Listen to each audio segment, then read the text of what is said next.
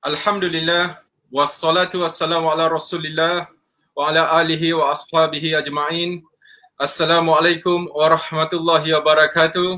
Apa khabar semua?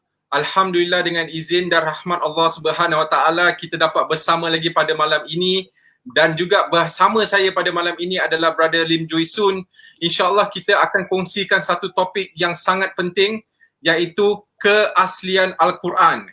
Biasanya kalau kita sebut tentang keaslian Al-Quran ini, antara cabang-cabang yang menuju kepada untuk membuktikan bahawa Al-Quran itu benar-benar kalam Allah, sering kali Quran itu dicabar oleh pihak orientalis dan juga pihak missionary. Jadi mereka mengajukan banyak soalan-soalan di mana mereka mengatakan contohnya Quran itu bukanlah kalam Allah, malah ianya ditiru daripada Bible, ataupun dianya itu adalah satu ciptaan oleh Nabi Muhammad sallallahu alaihi wasallam. Nauzubillah. Jadi insya-Allah pada malam ini kita akan kongsikan dan kita akan huraikan bagaimana untuk kita menjawab salah tanggapan yang ada di kalangan mereka, insya-Allah.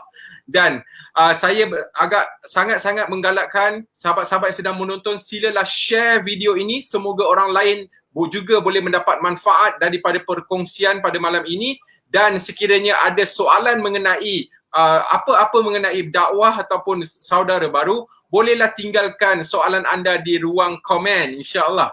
Baik, alhamdulillah, sebagai sedikit mukadimah, kita umat Islam, kita beriman kepada 4 kitab utama yang di mana Allah Subhanahu Wa Taala sebut di dalam Al-Quran, iaitu kita beriman kepada kitab Taurat, kita beriman kepada kitab Zabur, dan kita beriman juga kepada kitab Injil, dan kita beriman kepada kitab Al-Quranul Karim yang diwahyukan kepada Nabi Muhammad sallallahu alaihi wasallam melalui malaikat Jibril alaihi salam.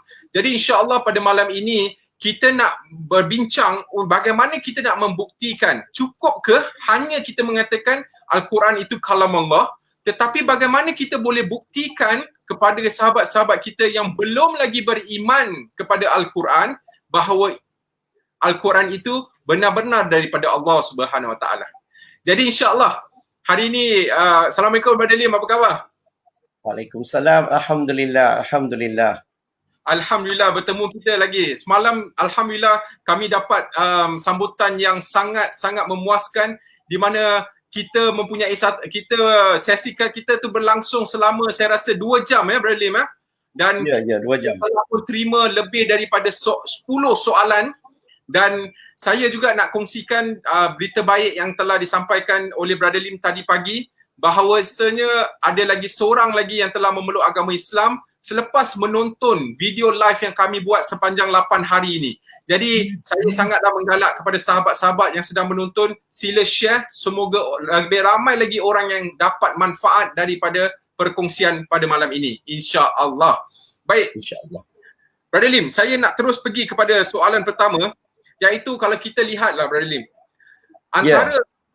antara sebab orang bukan Islam mereka itu tidak mahu beriman kepada Al-Quran, antara alasan yang diberikannya lah, Nabi Muhammad sallallahu alaihi wasallam dia itu pernah berjumpa dengan seorang yang dipercayai beragama Kristian, dan dia pernah berjumpa waktu dia bersama dengan Khadijah radhiyallahu anha, dan ada kemungkinan mereka kata bahawa Nabi Muhammad sallallahu alaihi wasallam telah mendapat informasi-informasi daripada seorang Kristian itu, dan akhirnya membukukan satu kitab yang baru, satu ajaran yang baru daripada maklumat yang diambil daripada Bible itu dan dijadikan kitab Al-Quran. Jadi persoalan dia di sini ialah, apakah betul tuduhan di mana mereka mengatakan Nabi Muhammad sallallahu alaihi wasallam meniru daripada kitab Bible? Silakan Brother.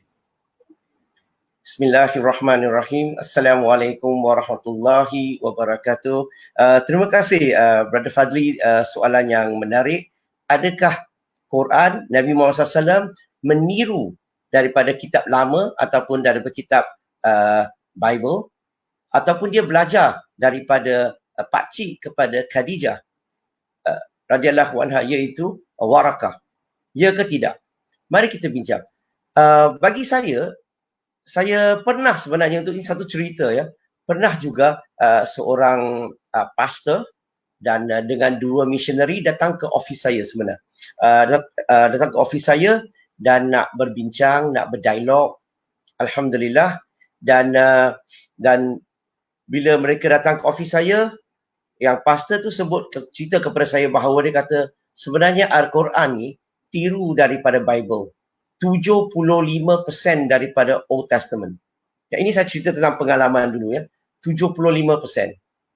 Dan bila dia kata begitu kepada saya pun jawab balik. Saya tanya dia macam ni lah, 75% ni banyak ni.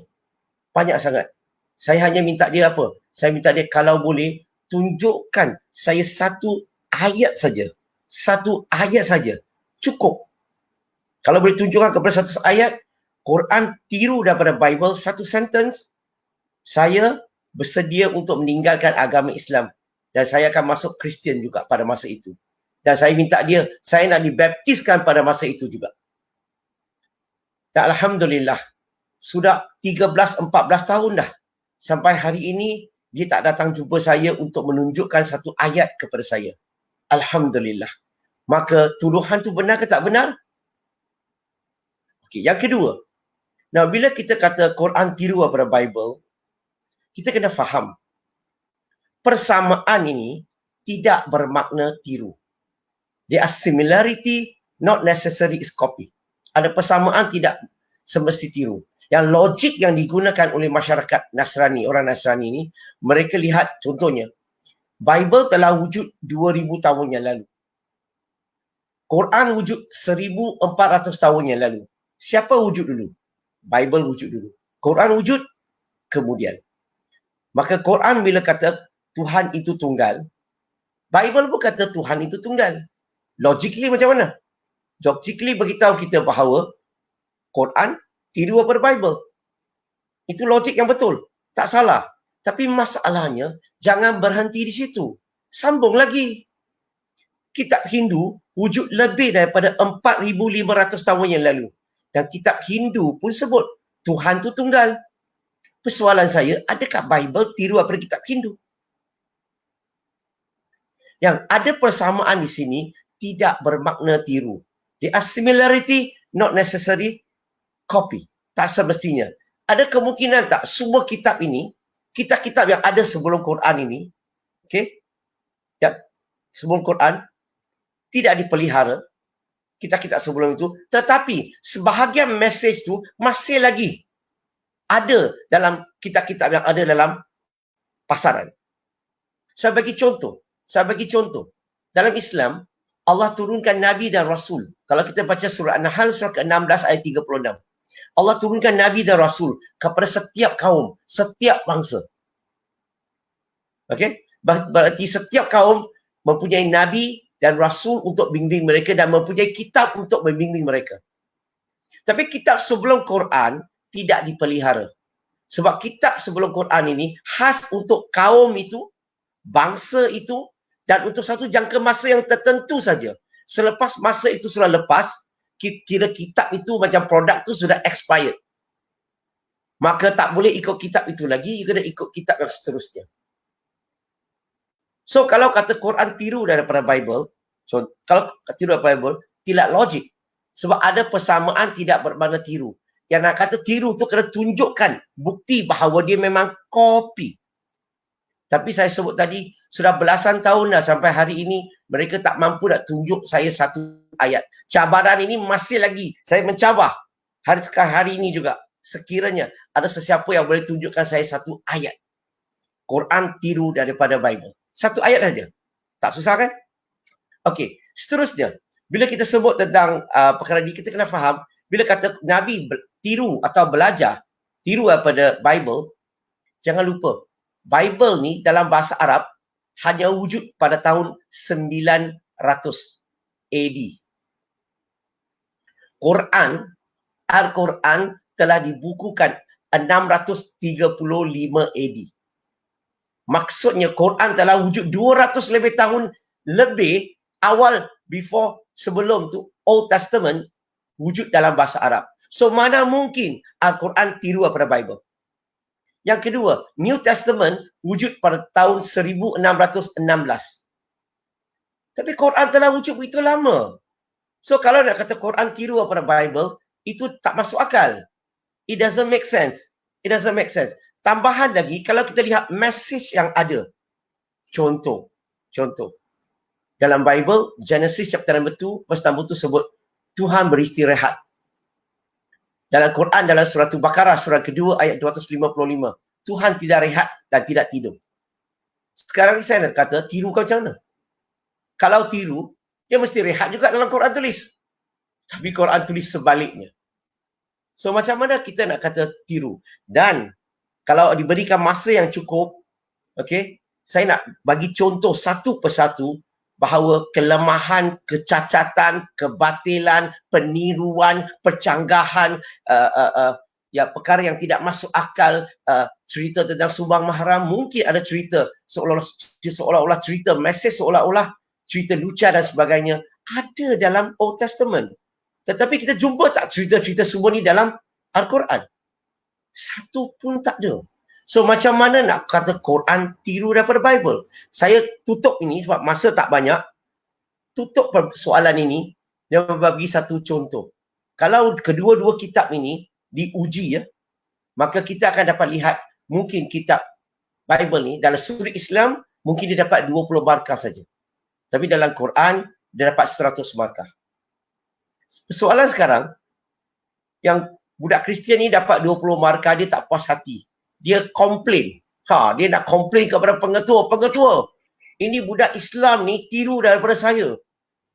Bayangkan you dapat 20 markah, you kata orang dapat 100 markah tu tiru daripada kamu. Siapa nak percaya apa kamu cakap? Wallahu alam.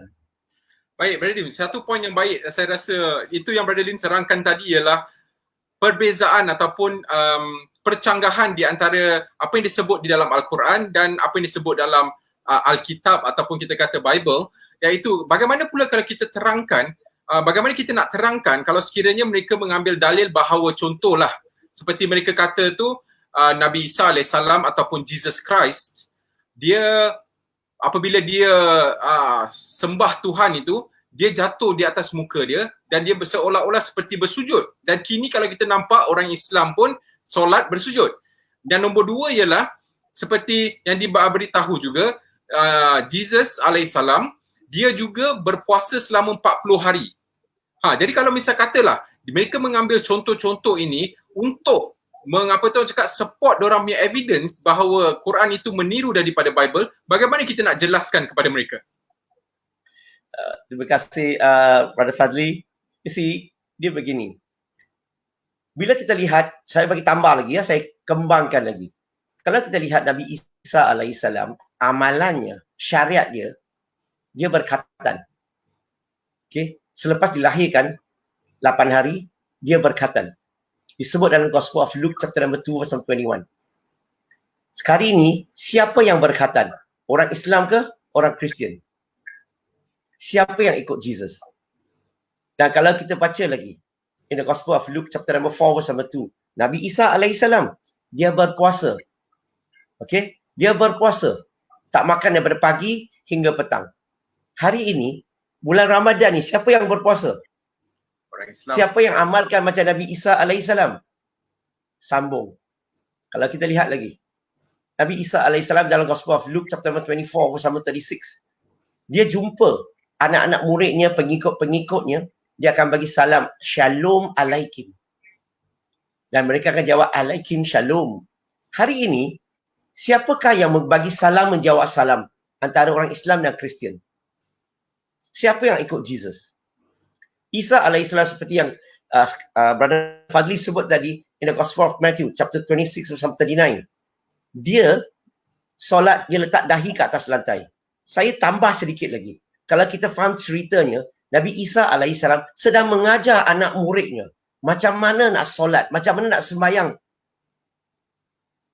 Dia ajar dan dia jalan beberapa langkah ke depan dan dia sujud, letak dahi ke atas lantai. Dia kata, "Oh my Father, if it is possible, let this cup pass away from me, not as I will, but as thou will." Kalau kita tengok cara solat, cara sembahyang Nabi Isa alaihissalam mirip tak kepada kita orang Islam amalannya? Sebab itulah dari sudut kita orang Islam, Isa alaihissalam, Jesus Christ, dia adalah Muslim. Sebab dalam Gospel of John chapter number 5 verse number 30, dia ada sebut, dia kata, I do not seek for my own will. Dia kata, saya tidak melakukan mengikut kehendak diri saya, but the will of the Father which are in heaven has sent me. Berarti apa yang dia buat ni dengan mengikut kehendak Allah, kehendak Tuhan. Berarti dari konteks di sini, Muslim berarti mereka yang taat, patuh kepada perintah Tuhan. Submission. Berarti konteks ini, Nabi Isa alaihissalam adalah Muslim. Maka kalau dia kata, Quran tiru daripada Bible, okey, contoh. Tapi kenapa Kristian tak amalkan? Kenapa mereka tak amalkan amalan itu? Ada kan yang sebut tadi, ada persamaan tidak bermakna sama. Sebab semua Nabi, kalau Quran sebut, dalam Quran dah sebut, surah Al-Baqarah ayat 183, disyariatkan untuk kita berpuasa dalam bulan Ramadan, dan syariat ini juga diturunkan kepada Nabi-Nabi sebelum itu. So maka kalau Nabi Isa AS puasa, Musa AS pun puasa. Ibrahim AS, so Nabi-Nabi sebelum itu pun ada puasa. Maksudnya apa? Maksudnya mereka semua ni adalah mengamalkan agama Islam. Agama Allah Subhanahu Wa Taala. Wallahu alam. Okay, baik Brother Lim, ada satu lagi. Memandangkan kita sekarang tengah berbincang mengenai Jesus, ya, saya nak minta Brother Lim tambahkan sedikit. Di sebahagian persoalan yang diwujudkan oleh missionary, mereka tu berkata bahawa siapa lebih hebat, Nabi Muhammad sallallahu alaihi wasallam ataupun Jesus Christ alaihi salam. Sebab apa? Mereka mengemukakan dalil bahawasanya nama Jesus disebut di dalam Al-Quran 25 kali. Malah kalau kita lihat nama Nabi Muhammad sallallahu alaihi wasallam hanya disebut 3 kali sebagai Muhammad dan hanya 1 kali sebagai Ahmad. Jadi minta sedikit penjelasan daripada Brother Lim, insya-Allah. Silakan Brother Lim. Alhamdulillah, tuduhan sedemikian, hujah sedemikian zaman sekarang sebenarnya tak digunakan oleh orang Kristian lagi, sebab pakar-pakar perbandingan agama telah menjawab. Tetapi saya akan ulas juga sebab ditanya oleh Brother Fadli. Saya betulkan soalan tu dulu, bahawa mereka tuduh bahawa Nabi Isa alaihissalam nama disebut 25 kali dalam Al-Quran, Al-Quran, dan nama Muhammad disebut 4 kali sebenarnya. Muhammad sallallahu alaihi wasallam, Muhammad 4 kali, Ahmad sekali, semuanya 5 kali. Kadang-kadang mereka nak lihat bahawa mereka gunakan hujah, nama Isa alaihissalam sebut lebih, maka dia lebih hebat. Okey? So Nabi Muhammad SAW hanya 4 kali saja Muhammad banding dengan 25 kali. Kalau itulah perbandingan yang mereka nak banding, saya cadangkan, minta dia buat kajian sedikit lagi. Jangan lupa, keseluruhan Al-Quran Allah berkata, Allah menyampaikan kepada Nabi Muhammad sallallahu alaihi wasallam. So bila wahyu tu sampai kepada Nabi, tak perlu sebut nama dia. Tetapi bila nama Muhammad sebut dia sebagai orang yang ketiga. Okey? Berarti keseluruhan Quran Allah turunkan kepada Nabi Muhammad SAW. Kalau bandingkan, siapa lebih banyak sebenarnya? Itu yang pertama. Mungkin mereka akan hujah, nama tak sebut. No problem. Mari kita lihat ayat Quran. Dalam Quran, ada sebut perkataan kul. Katakanlah. Kul. Sebut dalam Quran sebanyak 332 kali. 332. Apa maksud kalau kita baca Quran? Kul. Kul ya ahlul kitab. Katakanlah wahai Muhammad. Betul? Katakanlah wahai Muhammad. Kul. Itu maksudnya. So, kalau ikut bandingan, nama Muhammad sepatutnya sebut 332 kali. Tapi mereka akan kata itu tak kira. Sebab apa? Sebab itu ni kita bubur sendiri. Maksudnya kita bubur sendiri. No problem. Dia tujuannya nak bandingkan siapa punya nama sebut lebih banyak, maka dia lebih hebat. Mari kita lihat Al-Quran. Memang betul. Nama Muhammad sallallahu alaihi wasallam disebut 4 kali. Nama Isa alaihissalam disebut 25 kali. Betul. Tetapi jangan lupa, Nabi Nur alaihissalam nama disebut 47 kali. Adakah Nabi Nur alaihissalam lebih hebat daripada Nabi Isa alaihissalam, Jesus Christ? Dan Ibrahim alaihissalam nama disebut 74 kali. Siapa lebih hebat? Tambahan lagi. Nabi Musa alaihissalam nama disebut sebanyak 177 kali. So kalau kita bandingkan, siapa lebih hebat sekarang? Tak hebat sangat dah Nabi Isa alaihissalam atau Jesus Christ. Dari sudut Islam, kalau ikut dia terima, dia gunakan hujah itu, dia sepatutnya terima Nabi Musa alaihissalam lebih hebat daripada Nabi Isa alaihissalam. Sepatutnya. Persoalan sekali lagi, syaitan macam mana? Perkataan syaitan sebut dalam Quran 88 kali. Isa alaihissalam 25 kali. Kenapa dia tak bandingkan syaitan lebih hebat daripada Nabi Isa alaihissalam? Bagi saya, kalau ni nak banding, janganlah banding Jesus dengan Muhammad SAW. Isa alaihissalam. Kenapa? Sebab Jesus daripada sudut orang Kristian, Tuhan. Ataupun anak Tuhan. Daripada sudut Islam, Nabi Muhammad SAW seorang manusia. Janganlah bandingkan Tuhan dengan manusia. Kalau gentleman, kalau mau banding, boleh. Tuhan dengan Tuhan. Bandingkan Jesus dengan Allah Subhanahu Wa Taala. Allah. Itulah bandingannya. Dan tahu tak, untuk penonton-penonton yang tonton sekarang, nama Allah sebut berapa kali dalam Al-Quran. Kalau tak silap saya, sebab saya lama tak cakap tajuk ni, agak-agak saja kata silap saya, 2548 kali. So kalau kita bandingkan 2548 dengan 25, siapa lebih hebat? Wallahu alam. Wallahu alam. Alhamdulillah. Baik, terima kasih Bradim atas penjelasan tu. Saya sekarang amat rasa yakin bahawa sebenarnya mudah kita nak menjawab sekiranya kita dapat tahu ilmu ataupun mengambil tahu tentang teknik menjawabnya. Itu sangat penting. Selari dengan apa yang kita sedang bincang ni sekarang, Brother Lim, timbul pula satu persoalan di mana Allah Subhanahu Wa Taala berfirman di dalam surah Al-Hijr, surah 15 ayat ke-9, iaitu yang bermaksud, sesungguhnya kamilah yang menurunkan Al-Zikr, Al-Quran, dan kamilah yang memelihara dan menjaganya. Persoalan saya kepada Brother Lim, kenapa Quran sahaja Allah pelihara, kenapa tidak kitab Taurat, Zabur ataupun juga kitab Injil? Silakan Brother Lim. Terima kasih. Alhamdulillah. Saya ada sebut sedikit tadi. Dia begini, seperti saya sebut tadi, kitab-kitab sebelum itu, Taurat, Zabur. Taurat dia adalah kitab wahyu yang Allah turunkan kepada Nabi Musa alaihissalam. Zabur adalah kitab wahyu yang Allah turunkan kepada Daud alaihissalam. Injil adalah wahyu yang Allah turunkan kepada Nabi Isa alaihissalam. Furqan ataupun Al-Quran, wahyu yang diturunkan kepada Nabi Muhammad sallallahu alaihi wasallam. Kitab sebelum Quran diturunkan khas untuk bangsa kaum itu. Sebetulnya Allah sebut dalam Quran, dalam surah Fatir, surah 35 ayat 24, surah An-Nahl surah ke-16 ayat 36, bahawa Allah telah utuskan Nabi dan Rasul untuk setiap kaum.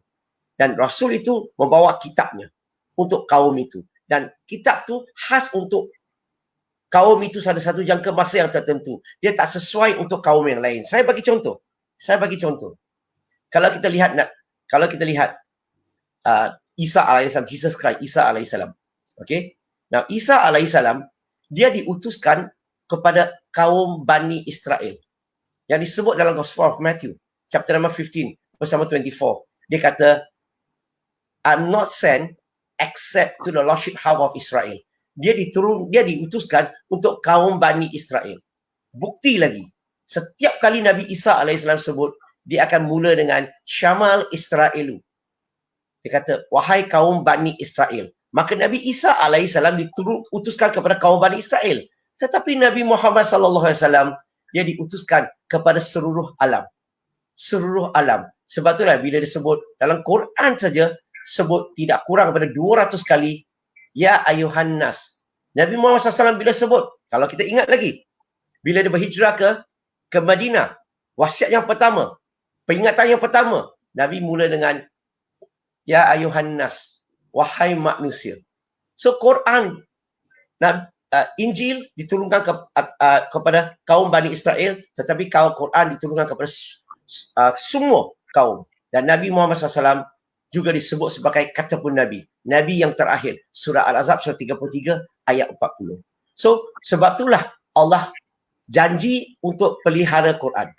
Tambah sikit lagi. Walaupun kamu boleh kemukakan Torah, Zabur, Injil sekarang. Kalau kamu dapat keluarkan yang original. Original saya sebut. Tak ada masalah. Kita ada Quran. Al-Furqan. Quran tu Furqan. Furqan maksudnya criterion ataupun kayu ukur untuk nak tahu apa itu benar atau tidak. Dan walaupun ada original, syariat sebelum itu tidak sesuai digunakan zaman sekarang. Berarti kita kena ikut syariat Nabi Muhammad SAW. Saya bagi contoh. Kalau kita lihat syariat Taurat contohnya. Zaman Nabi Musa AS. An eye for an eye and tooth for a tooth. Kalau kamu ni cederakan mata saya boleh cederakan mata kamu balik. Itu an eye for an eye and tooth for a tooth. Tetapi kalau kita tengok syariat Nabi Isa AS, when people slap your left cheek, give the right one. Syariat sama tak?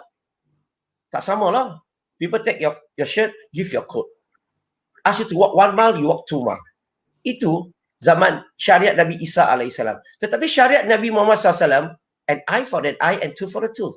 But if you can forgive, that is even better. Kalau kamu boleh ampun, boleh maafkan, itu lebih baik. Ini dipanggil jalan tengah, wasatiyah.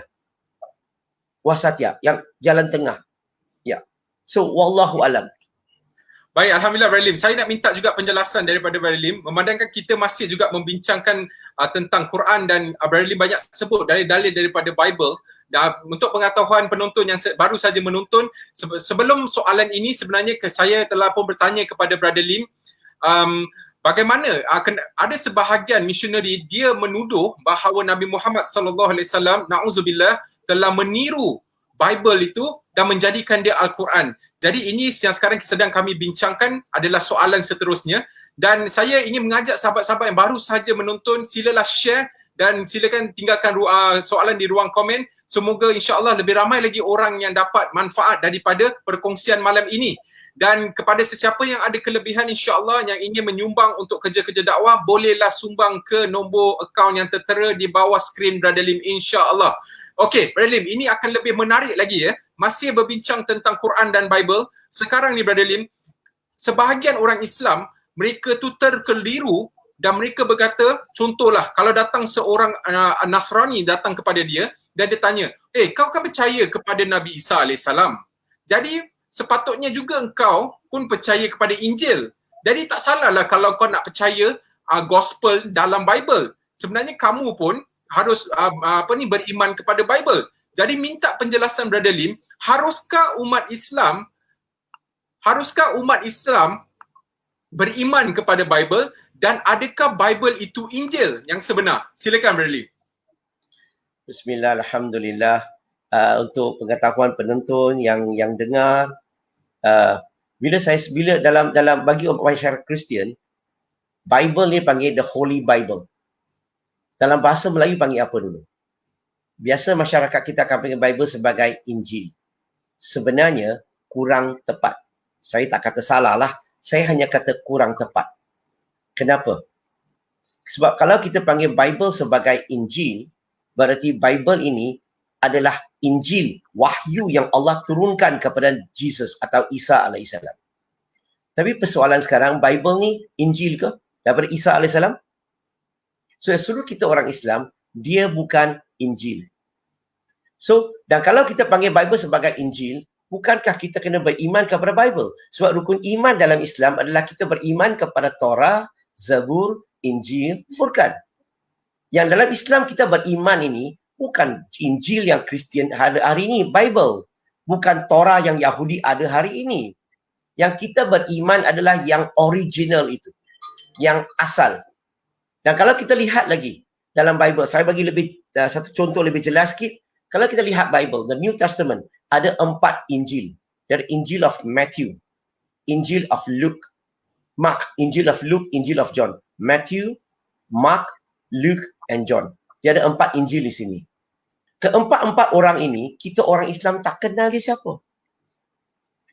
Dia dikatakan, Kristian percaya dikatakan saja, okey, mereka lah yang mengarang keempat-empat kitab tu. Tapi apa yang kita beriman adalah Injil of Isa. Injil of Jesus alaihissalam. Itu yang kita percaya. Kalau dia boleh kemukakan Injil of Isa, tak ada masalah. Sekarang mereka mengemukakan Injil of Torah, Zabur, Injil. Mereka kemukakan Matthew, Mark, Luke, and John. Itu bukan yang kita beriman. Kita beriman kepada Injil of Isa. So kata Bible itu Injil, kurang tepat. Sebab itulah kita orang Islam tidak beriman kepada Bible, tetapi kita tidak bermakna keseluruhan Bible tu tak betul. Kita juga percaya, majoriti dari sudut kita orang Islam, dia bukan kalam Allah, tetapi dia mengandungi sedikit kata-kata Allah. Wallahu alam. Baik, Brother Lim. Terima kasih atas penjelasan tu. Saya nak pergi kepada soalan berikutnya dan sebelum saya pergi ke soalan berikutnya, maaf, iaitu sangat menarik ya. Sebenarnya ini timbul pula satu persoalan di mana banyak orang Islam kita mungkin terkeliru. Terutama sekali orang yang mungkin ingat bahawa Bible itu benar-benar ataupun mereka kata sebahagiannya adalah apa yang Nabi Isa AS sebut. Sebab tu kita patut beriman juga. Tetapi selepas saya mendengar penjelasan Brother Lim, sebenarnya apa yang kita sebagai umat Islam harus beriman ialah Injil yang telah diwahyukan kepada Nabi Isa yang kita percaya pada hari ini sudah lagi tidak wujud ya. Sudah lagi tidak wujud. Wallahu alam. Baik, pergi kepada soalan seterusnya Brother Lim. Saya nak tanya, bagaimana kita nak buktikan Al-Quran itu benar-benar kalam Allah? Saya nak minta Brother Lim jelaskan daripada sudut preservation ataupun macam mana dia telah diturunkan ataupun pembukuan tanpa ada kesilapan dari waktu Nabi Muhammad SAW hinggalah ke hari ini. Minta Brother Lim penjelaskan sikit. Terima kasih. Bismillah, alhamdulillah.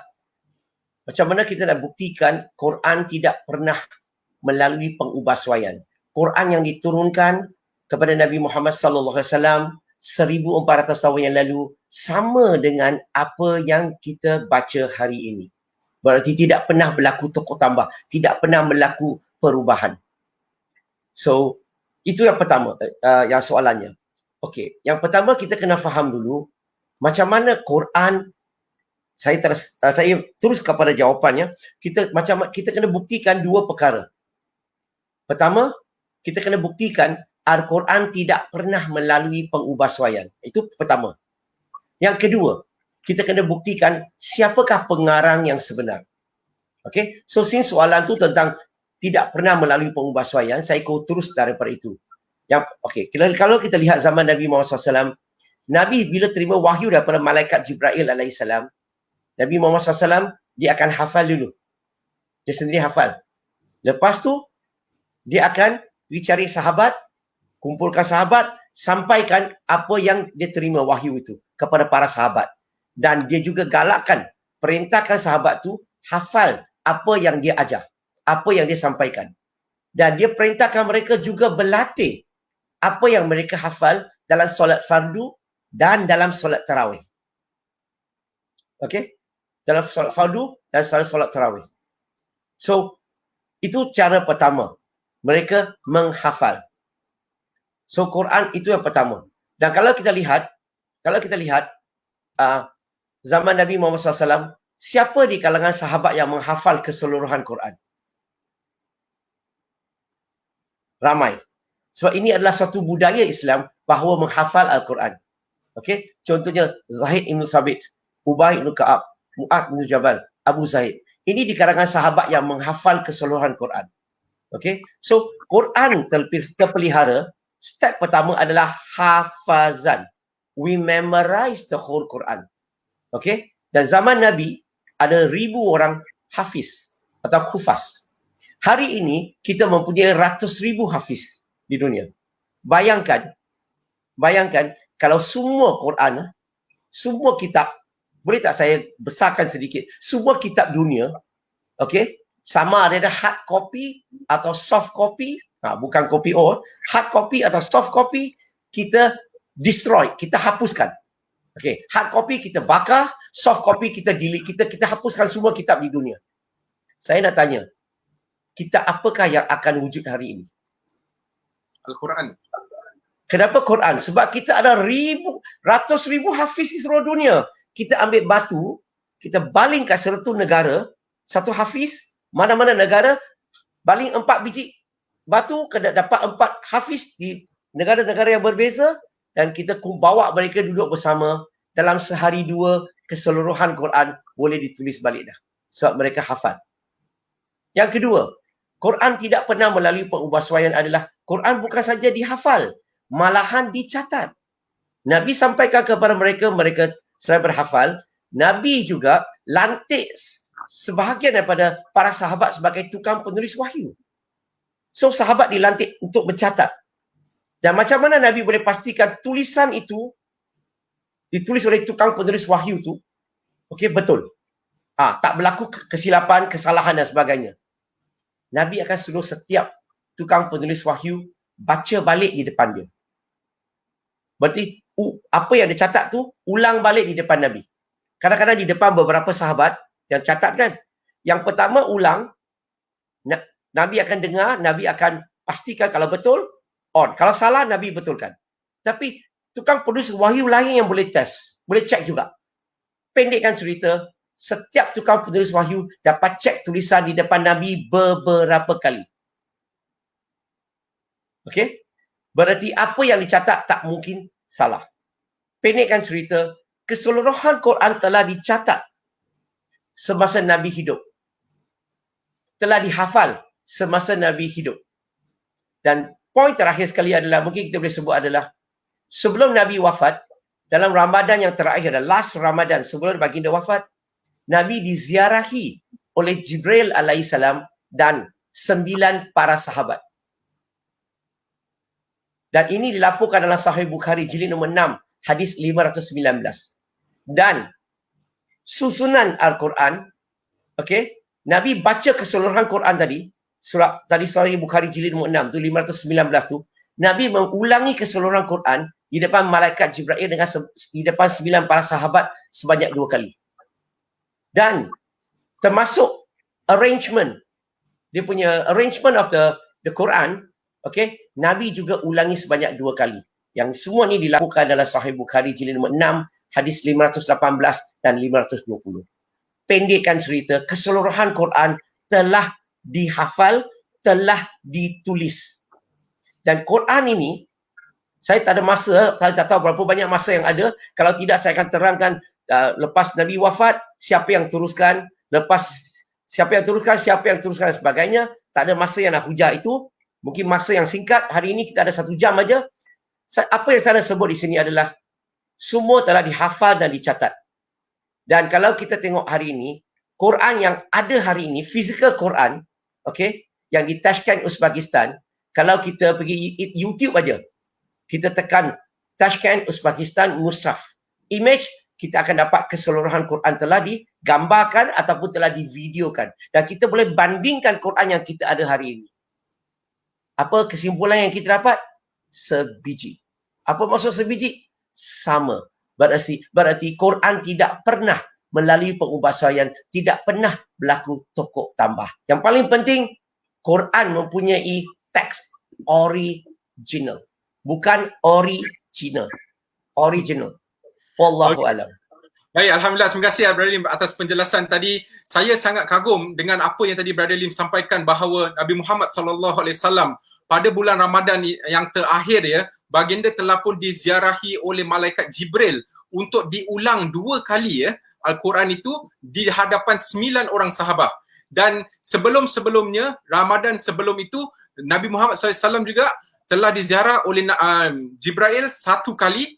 Hanya pada yang terakhir dia diziarah 2 kali ya untuk apa ni, setiap tahun ya. Setiap Ramadan Jibril alaihissalam akan ziarah Nabi dan adakan rehearse, berlatih dengan Nabi, praktis dengan Nabi setakat apa yang diturunkan setiap Ramadan.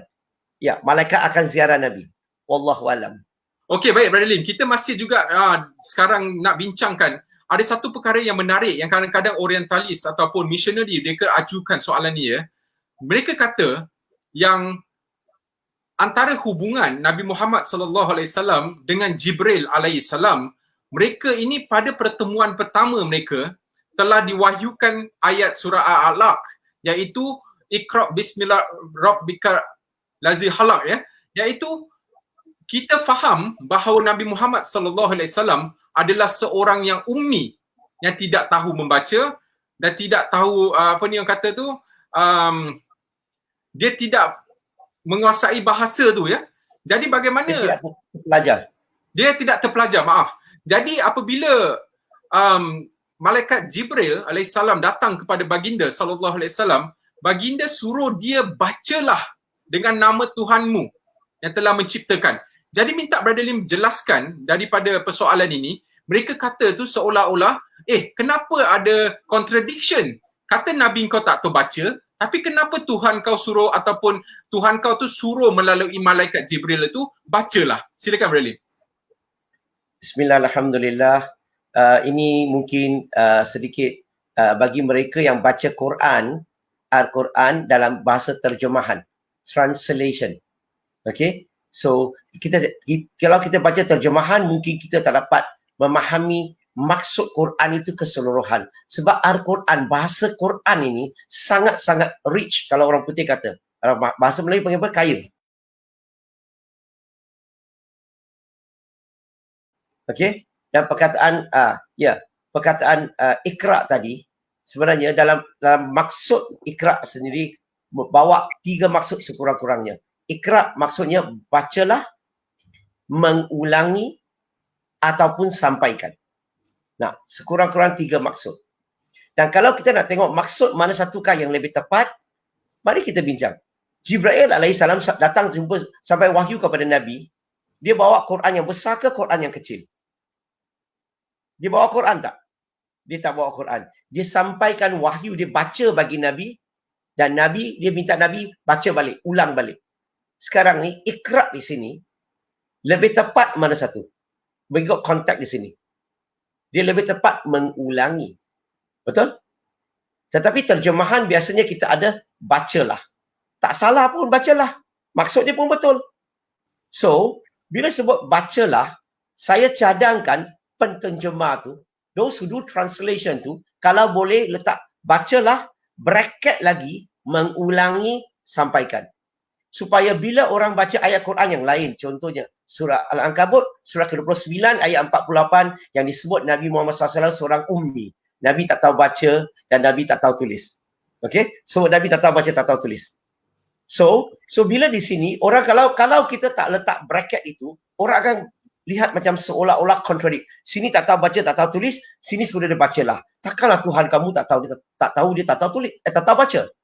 Sebab tu bila kita bracketkan mengulangi dan sampaikan, maka bila mereka lihat, oh, dia juga bawa maksud mengulangi. Maka sekarang berlaku tak kekeliruan? So konteks yang lebih tepat adalah repeat after me, mengulangi. Tapi Iqra juga maksud, baca pun betul maksudnya. Baca, boleh baca ni tak semestinya mau ada buku untuk baca. Nabi, dia suruh Nabi baca balik. Nampak tak konteks dia? So, dia boleh betul, hanya orang yang baca tu, dia faham secara literal. Dia tak faham maksud lebih dalam. Sebab itulah berlakunya kekeliruan oleh sebahagian orang yang mengkaji Al-Quran. Wallahu alam. Alhamdulillah, satu penjelasan yang baik, ya. Dan sebenarnya ia bukanlah satu contradiction ataupun satu pencanggahan. Malah kalau daripada sudut terjemahan disebabkan oleh bahasa Arab ataupun bahasa Al-Quran itu yang sangat tinggi, di mana satu perkataan itu boleh bermaksud pelbagai. Jadi antara contoh juga seperti yang saya pernah dengar Brother Lim ceramah, iaitu apabila kita baca suratul Fatihah, iaitu ihdinas siratal mustaqim, tunjukkanlah kami ke jalan yang lurus. Jadi mereka tu ada juga yang keliru.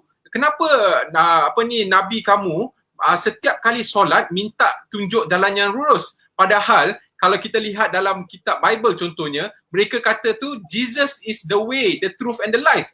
Jadi mereka tu menggunakan alasan tu sebab mereka mengatakan bahawa Jesus itu lebih baik sebab dia dah tahu jalan yang lurus. Malah Nabi Muhammad SAW tidak tahu, sebab itulah dia selalu nak kena minta jalan yang lurus. Mungkin Brother Lim boleh terangkan sedikit bab tu. Terima kasih brother, soalan yang sebenarnya ada kena mengenai soalan sebelum tadi itu. Dia sekali lagi masalah terjemahan. the translation. Masalah translation. Okay? So kalau kita baca ihdinas siratal mustaqim, dia minta Allah tunjukkan jalan yang lurus. Dia asyik minta tau. Solat subuh minta, zuhur, asar, maghrib minta. Solat pertama sampai solat terakhir, dia minta Allah tunjukkan jalan yang lurus. Adakah Nabi tak tahu jalan yang lurus? Adakah dia tak tahu? Sebab tu kita kena tengok ayat Quran dulu. Tengok konteks ayat Quran dulu. Dalam surah Al-Hajj, surah ke-22, ayat 67. Surah Yasin, surah ke-36, ayat 3 dan 4. Dalam ayat Quran tu Allah sebut apa? Dia kata, sesungguhnya, maksudnya. Allah berfirman yang bermaksud, sesungguhnya kamu Muhammad adalah salah seorang Nabi atau Rasul yang sudah berada dalam jalan yang lurus, sudah berada dalam jalan yang benar. Allah kata Nabi berada dalam jalan yang lurus, berada dalam jalan yang benar. So, dia berada dalam lurus. Tapi kenapa dia asyik minta Allah tunjukkan kami jalan yang lurus? Kalau kita baca tafsir Quran, itu masalahnya. Terjemahan ni kadang-kadang dia bagi satu maksud. Tapi maksud yang lebih tepat kadang-kadang, okey, lebih tepat kalau kita lihat tafsir Quran. Kalau masyarakat Malaysia ni kita ikut mazhab Syafi'i. Okey, kalau kita lihat ulama-ulama yang mentafsirkan Quran daripada mazhab Syafi'i, contohnya tafsir Ibn Katsir, contohnya dia sebut apa? Kalau kita baca ihdinas siratal mustaqim, dia sebut Nabi tidak minta Allah tunjukkan kami jalan yang lurus. Dia kata Nabi bukan minta Allah tunjukkan, dia minta Allah bimbing kami dalam jalan yang lurus, bimbing kami dalam jalan yang benar. See, he didn't ask Allah to show him the right way, the straight path. He's asking Allah to continue guide us in the right way, at the right path. So itu maksudnya, brother. So ramai orang keliru. Wallahu alam. Okey, baik Ralim. Satu lagi soalan yang saya rasa agak menarik yang kita boleh ambil faham, iaitu bukan kita nak mempersoalkan agama lain, tetapi sekadar untuk kita berkongsi maklumat dan untuk menerangkan daripada sudut Islam, iaitu Ralim, kita sering lihat ataupun kita tu nampak, contohlah kita ambil kitab seperti Tipitaka yang digunakan oleh orang yang beragama Buddha, bahasa yang mereka gunakan ialah bahasa Pali, Palu. Ya, Pali. Ya kan? Pali. Jadi dan juga kalau kita lihat dalam kitab Vedas tu mereka menggunakan bahasa Sanskrit. Dan kalau kitab Injil tu Old Testament, Ancient Bible, dan New Testament tu bahasa Aramaik. Jadi daripada sudut bahasa pula, bagaimana kita boleh buktikan bahasa Arab itu ataupun bahasa untuk kita faham Al-Quran itu menjadi satu bukti bahawa Al-Quran itu memanglah kitab yang sesuai hingga ke akhir zaman. Silakan Brother Lim. Terima kasih sekali lagi Brother Fadli. Sebenarnya terpulang kepada setiap orang punya yastik macam mana penganut-penganut, sesiapa apa yang dipercaya. Tapi bagi pandangan saya adalah untuk mana-mana satu kitab nak dakwa daripada Tuhan, kitab itu syarat pertama dia mesti tak boleh berlaku perubahsuaian. Dia mesti sama daripada pengasas hingga hari kiamat. Itu yang pertama. Syarat dapat memenuhi tak? Yang kedua, kalau kita nak dakwa dia daripada Tuhan, bahasa original kitab itu mesti ada. You must have the original text tu. Itu yang kedua. Dan bahasa tu mesti bahasa yang hidup. Tahu tak bahasa yang hidup? Berarti bahasa tu digunakan. Orang bertutur, orang menulis, orang berhujah, orang menghafal, orang belajar. Dan bahasa Quran, bahasa yang hidup. Okey? Bahasa yang hidup. Dan kalau kita lihat di dunia, satu dunia sekarang, mana-mana universiti, mana-mana orang belajar agama Islam, majoritinya sekarang mula belajar bahasa Arab. Dan mereka menulis, mereka menghafal. Mereka bila belajar kat universiti, mereka berdebat lagi. Gunakan bahasa Arab dan sebagainya. So, kita mempunyai ratus ribu orang menghafal keseluruhan Quran. So, meaning the language is alive. Dan kebanyakan, mengikut sedikit kefahaman saya, kalau saya salah, tolong betulkannya. Kebanyakan bahasa daripada kitab-kitab sebelum ini, kebanyakannya kitab-kitab sebelum ini, bahasa itu sama ada sudah mati ataupun dalam proses nak mati. Dan bahasa tu tidak digunakan lagi, bererti kalau wujudnya teks original pun tak bermakna. Sebab orang tak tahu baca dah. Orang tak faham bahasa tu dah. Orang tak faham interpretasi dah. Sebab when you do not know the language, you do not understand the culture, you cannot interpret that message according to the situation during that time. Kamu tak boleh interpret message itu, sebab kita tak boleh baca satu kitab ya, contohnya Bible contohnya. Kita tak boleh baca Bible ni sebagai kitab orang putih. Orang barat, bukan. Dia orang Middle East. So kita kena faham konteks Middle East. So if you don't speak that language, if that language is not spoken language anymore, people don't write, people don't understand, maka macam mana kita nak faham teks yang original? Tapi Quran lain. Quran tak pernah melalui pengubahsaian, bahasa yang hidup. Bukan saja itu, ajaran lagi. Ajaran tu sesuai sehingga hari kiamat. Dan ajaran tu konsisten.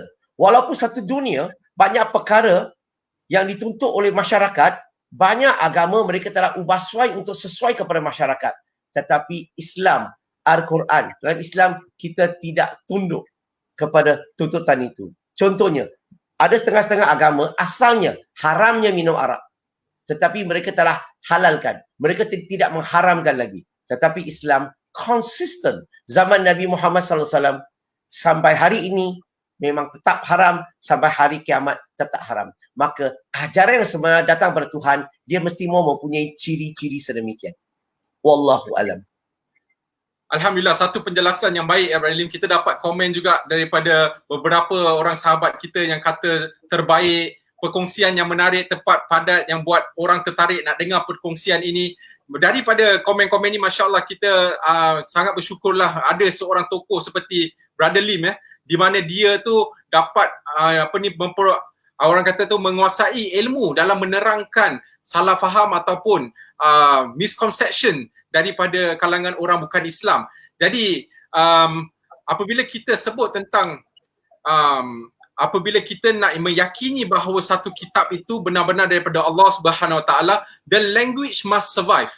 Most important, kalau language dia tak survive, macam mana kita nak faham sesebuah agama itu? Maaf katalah, kita bukan nak mengata tentang agama lain. Kalau kita ambil daripada sudut orang Melayu sudah.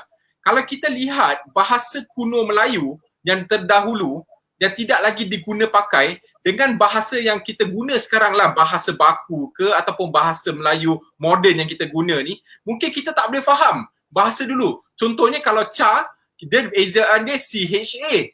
Cantik. Kalau misal kata, kalau sekarang kita eja lain, mungkin generasi yang baru selepas kita langsung tidak boleh faham apa yang ada dahulu. Jadi satu poin yang sangat baik. InsyaAllah Brother Lim, untuk mengakhiri malam ini, saya nak tanya satu soalan cepu mas lah, boleh ke? Boleh. Saya cuba. Okey, soalan dia begini Brother Lim. Soalan dia ialah, kenapa kalau betul lah Al-Quran tu benar-benar kalam Allah, kenapa waktu Khalifah Uthman Ibn Affan radhiyallahu an, beliau telah memerintahkan untuk membakar sebahagian besar Al-Quran dan hanya menyimpan.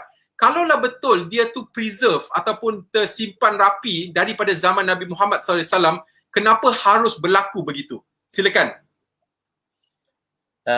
Berapa banyak masa yang ada? Bismillah, alhamdulillah. Perlukan masa. Okey, kita kena faham dulu, Al-Quran tidak dibukukan zaman Nabi Muhammad SAW. Al-Quran dibukukan zaman Khalifah Sayyidina Abu Bakar radhiyallahu anhu. Dibukukan zaman Sayyidina Abu Bakar. Dan yang Quran itu dipanggil mushaf, satu saja. Kemudian zaman Sayyidina Umar radhiyallahu anhu, dia yang simpan. Kemudian selepas Sayyidina Umar meninggal dunia, siapa yang simpan dulu? Siapa nak teka? Mungkin soalan untuk soalan untuk kuis. Siapa yang simpan Quran tu dulu? Seterusnya. Okey? So yang disimpan bukan Uthman bin Affan radhiyallahu an, bukan, tapi Hafsah, isteri Nabi Muhammad sallallahu alaihi wasallam. Okey? Yang disimpan ini disebut dalam Sahih Bukhari, jilid nombor 6, hadis 201. Dan okey, Dan zaman Osman bin Affan berlaku dua peristiwa yang sangat besar. Sangat besar.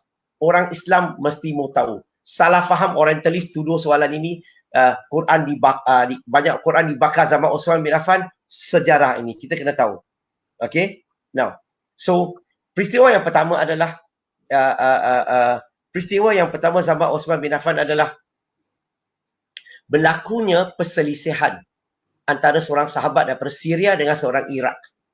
Dan perselisihan faham ini berlaku di depan seorang sahabat yang bernama Huzaifah Ibn Yaman. Okey, ini disebut dalam Sahih Bukhari jilid nombor 6 hadis 201 dan juga 509. So, di depan sahabat ini dan dilaporkan, pendekkan cerita dilaporkan kepada Osman bin Affan radhiyallahu anhu. Okey, dan dia lihat perkara ini. Apa sebenarnya masalahnya? Berlakunya perselisihan adalah sebab semasa Nabi Muhammad SAW, Nabi benarkan para sahabat membaca Quran dalam 7 logat. Yang ini dilaporkan dalam Sahih Bukhari jilid nombor 6 hadis 513. Okey, 7 logat. Dan dia jadi sedikit masalah zaman Osman bin Affan. Maka dia kata bacaan dia lebih tepat. Maka berlaku perselisihan. Maka perkara ini dibawa kepada khalifah pada masa itu, Osman bin Affan radhiyallahu anhu. Maka dia nak standardizekan. Teks. Jangan lupa, zaman dulu hanya satu mushaf saja. Okey? Osman bin Affan radhiyallahu anhu minta Hafsah keluarkan yang mushaf itu, satu itu, dan minta Zaid bin Thabit mengetuai rombongan itu untuk buat beberapa salinan Quran itu, okey, untuk diagihkan kepada semua penjuru dunia Islam bersama-sama dengan seorang ustaz. Okey, untuk apa? Untuk ajar mereka untuk membaca Quran mengikut logat Quraisy. Quran yang wahyu yang diturunkan kepada Nabi Muhammad SAW, logat yang diturunkan kepada Nabi. Sebab Nabi adalah suku kaum Quraisy. So, jadikan Quran 6 naskah, 4 penjuru, semua penjuru Islam sebenarnya bersama dengan seorang ustaz. Berarti selepas itu satu dunia, semua selepas itu baca Quran, membaca dengan logat yang secara umumnya semuanya sama. Okey. Now, apa yang berlaku perkara yang kedua adalah, saya terpaksa ringkaskan ya. Perkara yang kedua adalah Osman bin Affan mula minta sahabat-sahabat semua, siapa-siapa yang ada simpan suhuf. Sebab tak ada masa saya nak terangkan suhuf pada awal tadi sebab makan masa. Suhuf berarti bila Nabi sampaikan wahyu kepada para sahabat dilantik sebagai tukang penulis wahyu, mereka tulis dalam bentuk suhuf, dalam daun kurma, tulang binatang, kulit pokok dan sebagainya. Itu dipanggil suhuf. So, zaman Osman bin Affan, siapa-siapa yang ada suhuf itu, sebab Quran dah dalam bentuk buku dah buat banyak salinan, maka tak perlu ada suhuf. Maka dia minta semua orang yang ada suhuf bawa keluar di depan sahabat, okay, dan mereka bakar. Dia bakar suhuf, bukan bakar Quran. Mereka kata dia bakar Quran. Itu silap satu. Yang kedua, kenapa mau hapuskan suhuf?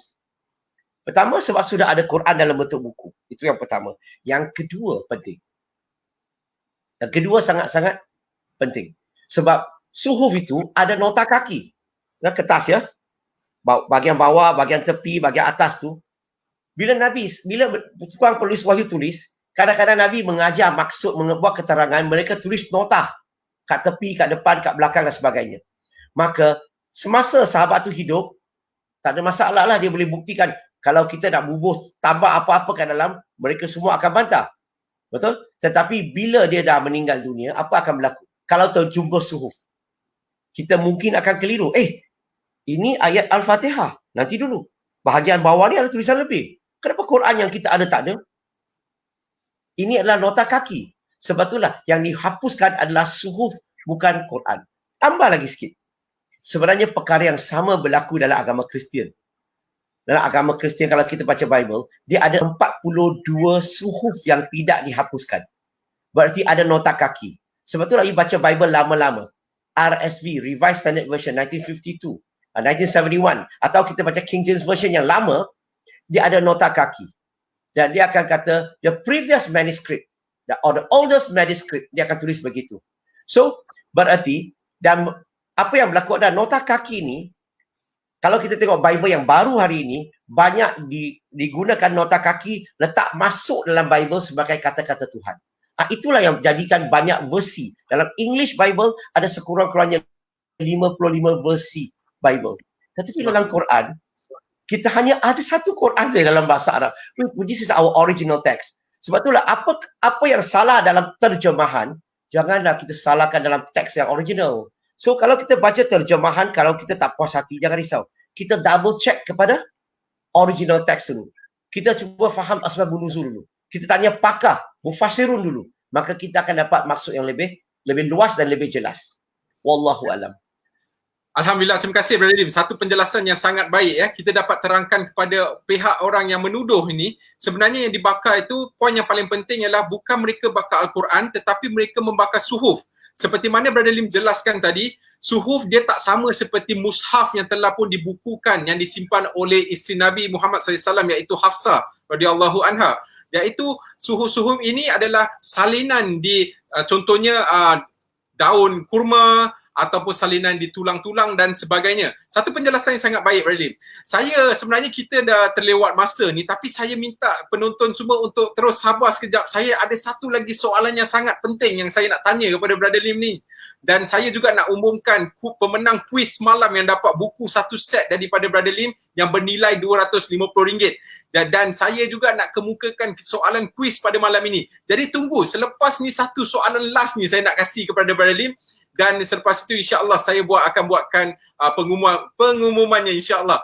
Baik Brother Lim, saya nak tanya, ada satu hadis di mana Nabi Muhammad sallallahu alaihi wasallam diriwayatkan sahih yang bermaksud Nabi larang para sahabat waktu itu, waktu Nabi masih hidup, untuk menulis hadis ataupun mencatat sunnah-sunnah dia. Persoalan dia di sini, kalau Nabi larang, kenapa pada hari ini kita ada hadis dan kita tahu tentang sunnah Nabi Muhammad sallallahu alaihi wasallam? Terima kasih Brother Fadli. Soalan yang lazim orang tanya, yang isi banyak perkara yang kita kena faham. Kalau saya bagi contoh, wajib solat zuhur contohnya. Okey? Wajib solat zuhur. Tetapi bila saya kata wajib ni, berarti wajib solat zuhur. Tetapi pada masa yang sama, dia boleh jadi haram solat zuhur. Waktu zuhur. Kalau kita solat zuhur, bukan dalam waktu zuhur, dia boleh jadi haram. So, yang soalan yang kamu sebut tadi, Nabi larang secara umumnya semua sahabat untuk menghafal hadis. Kenapa? Sebab Quran masih diturunkan lagi. Nabi secara umumnya tak nak para sahabat campur adukkan Quran dan hadis. Seperti Nabi larang Saidina Umar untuk membaca Taurat. Sebab takut dia campur adukkan syariat Nabi Muhammad sallallahu alaihi wasallam dengan syariat Nabi Musa alaihi salam. So, tapi Nabi membenarkan beberapa sahabat khas untuk hafal. Kadang-kadang Nabi akan buat praktis dengan mereka lagi. Berarti hadis semasa Nabi hidup, para sahabat yang khas, yang dilatih telah menghafal hadis-hadis itu.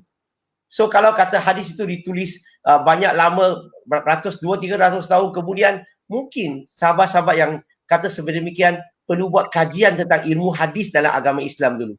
Saya galakkan kajilah sama-sama. InsyaAllah kita akan faham lebih jelas mengenai Quran, mengenai hadis Nabi Muhammad sallallahu alaihi wasallam. Wallahu alam. Alhamdulillah, terima kasih Brother Lim atas perkongsian yang sangat bermanfaat pada malam ini. Saya ingin menyeru sahabat-sahabat yang menonton, kita dapat dengar sendiri daripada Brother Lim bagaimana teknik dia menjawab kepada orang-orang bukan Islam ataupun pihak orientalis dan missionary. Saya mengajak sahabat-sahabat yang ada kelebihan dan kemampuan, jomlah kita sumbang untuk Brother Lim dan juga tim beliau untuk teruskan melakarkan langkah yang lebih jauh lagi dalam menyampaikan Islam ini kepada orang lain.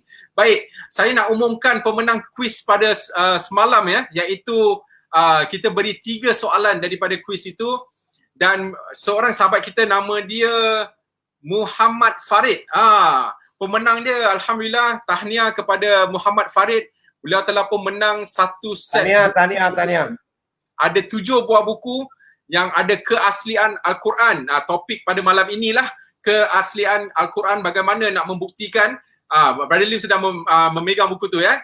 Boleh nampak. Sesiapa yang berminat nak baca dengan lebih lanjut, insya-Allah bolehlah hubungi Brother Lim Dwi Sun punya page ataupun Interaktif Dakwah dan Tarbiyah. Dan juga ada lagi buku-buku lain, contohnya menjawab soalan missionary seperti mana yang kita kongsikan hari ini, dan juga soalan contemporary yang ditanyakan oleh orang bukan Islam, dan banyak lagi lah. Dan saya juga nak mengambil peluang ini untuk memberikan kuis pada malam ini, dan insya-Allah pemenang dia akan dapat buku keaslian Al-Quran secara percuma. Tadi dah tengok ceramah, sekarang jawab kuis saja boleh menang buku keaslian Al-Quran. Baik, soalan kuis pada malam ini ialah, ambil catat ataupun sediakan screenshot insya-Allah. Okey, kuis malam ini adalah, adakah Bible itu Injil? Haruskah orang Islam beriman kepada Bible? Tadi Brother Lim dah berikan penjelasan ni pada waktu saya rasa pertengahan ceramah beliau. Jadi silalah hantar jawapan secepat mungkin. First come first serve. Siapa dapat jawapan yang paling cepat, dia akan menang hadiah insya-Allah. Dan juga saya nak ambil peluang ni kepada sahabat-sahabat yang masih menonton, jangan pergi dahulu. InsyaAllah kita ada satu peluang untuk kita, apa orang kata tu, tambah lagi pahala kita pada bulan Ramadan ini. IDT ada menganjurkan pack Ramadan untuk asnaf, fakir miskin dan mu'alaf. Sesiapa yang ada kelebihan, tak kisahlah RM10 ke RM20, bolehlah salurkan kepada Interaktif Dakwah dan Tarbiyah. Ada nombor akaun yang tertera dekat bawah sini. Sekejap ya. Boleh lihat nombor akaun Affin Bank dekat bawah tu, bolehlah kirim kepada akaun number itu. Dan yang nombor 2 pula, saya nak mengajak sahabat-sahabat yang ada kelebihan, yang ingin membuat dakwah secara kita kata tu dakwah bil kalam, hanya dengan mewakafkan RM40, kita akan beli satu buku ni ataupun cetak satu buku ni dan letak di perpustakaan dan juga sekolah-sekolah di seluruh Malaysia. Jadi mudah-mudahan daripada mereka yang membaca ni dapat mengambil manfaat cara bagaimana Nabi Muhammad sallallahu alaihi wasallam hidup secara harmoni dengan orang bukan Islam. Jadi buku ni sangat penting sebenarnya. Kalau untuk anda sendiri baca pun sangatlah digalakkan. Sebab apa? Kadang-kadang kita lihat sejak beberapa tahun ni keadaan di Malaysia ni kadang-kadang hubungan di antara orang Islam dan juga orang bukan Islam agak tegang sedikit. Jadi bagaimana kita boleh huraikan dan bagaimana kita boleh mencontohi Nabi Muhammad sallallahu alaihi wasallam dalam menjalinkan hubungan baik dengan orang bukan Islam, insya-Allah. Baik, alhamdulillah, itulah sedikit perkongsian daripada saya dan juga Brother Lim Dwi Sun. Dan inilah account number bank untuk siapa-siapa yang ingin menyumbang. Boleh juga hubungi page Brother Lim. Kalau ada kawan minat nak belajar Islam ataupun ada kawan yang ada persoalan tentang Islam tapi anda tak boleh jawab, ataupun ada orang yang nak memeluk agama Islam tapi tak confident, bolehlah hubungi saya ataupun hubungi Brother Lim Dwi Sun. InsyaAllah kita di sini ada untuk membantu. Dan mudah-mudahan siapa yang telah pun share video ini, kami ucapkan ribuan terima kasih. Mudah-mudahan daripada perkongsian ataupun anda share tu, orang lain dapat mengambil manfaat. Dan daripada saya dan Brother Lim, sekiranya ada salah daripada penyampaian kami mohon maaf. Yang baik semuanya datang daripada Allah Subhanahu Wa Taala. Yang tidak baik itu datang daripada kelemahan diri kami sendiri. InsyaAllah ada ruang dan peluang kita akan berjumpa lagi di minggu hadapan di dalam 10 hari terakhir bulan Ramadan. Jadi insyaAllah kita sama-sama tegakkan qiyamul lail, kita ambil ilmu yang bermanfaat dan insyaAllah kita dapat mengambil peluang yang terbaik pada 10 hari yang terakhir itu juga insyaAllah. Dan nantikan ada lagi siri-siri ceramah daripada ustaz-ustaz jemputan yang hebat-hebat yang akan dikemukakan sepanjang malam di page Brother Lim Dwi Sun, IDT dan juga rakan media kami seperti Pro Media Tajdid dan juga Media Al-Ubudiyah. Support juga mereka, rakan media kami, sebab apa, tanpa mereka mungkin video ni tak dapat pergi lebih jauh. Jadi sangatlah kami galakkan insya-Allah. Jadi terima kasih kepada semua yang sedang menonton. Jazakumullahu khairan. Kami akhiri dengan tasbih kifarah dan suratul Asr.